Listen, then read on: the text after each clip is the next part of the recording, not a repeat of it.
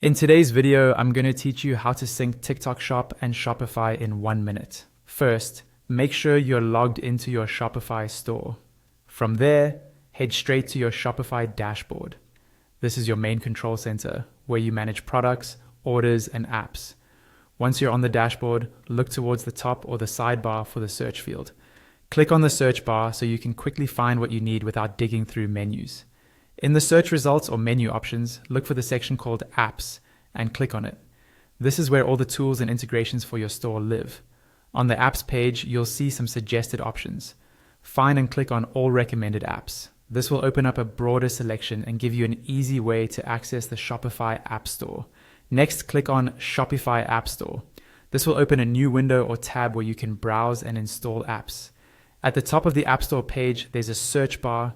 Click into that search bar and type TikTok. Press enter and you'll see results related to TikTok integrations. From the list of results, click on the official TikTok app. This is the app that lets you connect your TikTok account to Shopify, sync your products, and manage your TikTok shop. On the TikTok app page, click the Install button. Shopify may show you a permission screen explaining what the app will be able to access in your store. Review that, then click Install again to confirm.